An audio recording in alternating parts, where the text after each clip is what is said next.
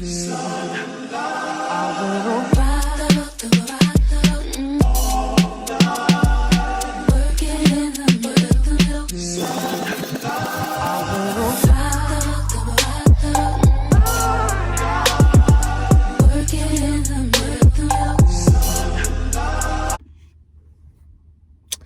y'all, this is Adrian Chevelle. Welcome back to my channel. And today's video is a nice car chit chat.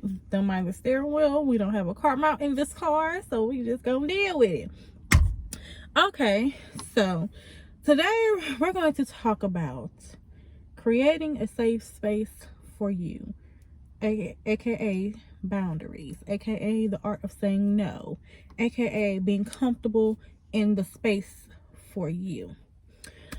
I know often times where like we as human beings have a hard time with saying no because we feel like we feel like crap after we say no. That's because either the person you said no to lighted you after, made you feel like crap, and like basically tried to guilt trip you into feeling like your no doesn't mean anything and it hurt their feelings, or the fact that the way you said no in an aggressive way and then made you come back and think, dang, did I really mean to say no? Did I hurt their feelings? This and this right here, you're making yourself feel guilty because of the way you said it. And then another way is the fact that you're so used to saying yes to people that when you finally say no and have that power back within you, it feels foreign in your mouth. It feels foreign to even say no. So backtrack to point number 1, saying no to that person and they try to make you feel bad. That is because they are manipulating you to a point where your no doesn't mean sugar, honey, iced tea to them. And that's because they're used to getting their way. They're used to being able to manipulate you to the point where once they get their way, everything they said to sweet talk you into saying yes goes out the window, and they don't care about you anymore as long as they got that yes from you.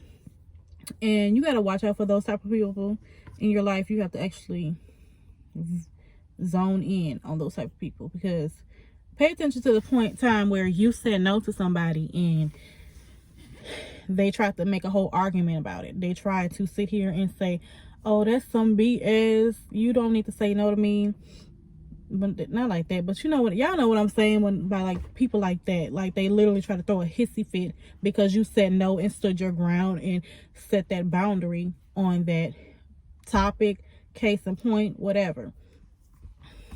Case number 2, the way you say no. This book I'm reading, I'm gonna link it down below. It's called The Art of Saying No. And I didn't realize that there is a way to say no and how it can make you feel after you say it. There's the assertive way where like you're meaning what you say, but you aren't hurting your feelings and making yourself feel guilty after, and you aren't hurting the other party's feelings. Yeah. The assertive way is you're standing firm in that boundary, standing firm in that no, and meaning what you say and not backing down from it, basically. The aggressive no is, say, like this person has constantly asked you and you have said no a million times, or like you're like the yes man at your job and you say yes to all these people at work, and then when you get home and like say a family member or a friend asks you to do something or asks you for a favor and you just say no, like that aggression. And it's like you feel guilty after because you have said yes to all these people while you are at work, and yes to everybody else in your family, yes to everybody else in your friend group. And when you get to this person right here and they're just asking for a small favor that doesn't mess up your boundary, that doesn't make you uncomfortable or nothing like that, and you say no to them like that, that's the way that will make you feel like crap. And at some point in time, you have to look in your life and feel like, okay, I can say no, and it's okay for me to say no, but it's a way for me to say no. And what I seen on this post on Twitter was the fact that the art of saying no takes time and patience. So when you master that art, you're going to feel amazing after. And in this post on Twitter, it says how that person mastered that art was they did breath work with the word no. They journaled about how the word no makes them feel. And I do suggest doing that so you can find out why do you hold spaces for people who cross your boundaries, who don't respect your space, who don't respect the word no that comes out your mouth. And let me know how y'all like it.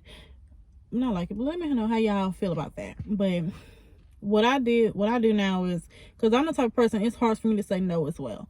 And what I do now is I meditate and breathe, and then I journal.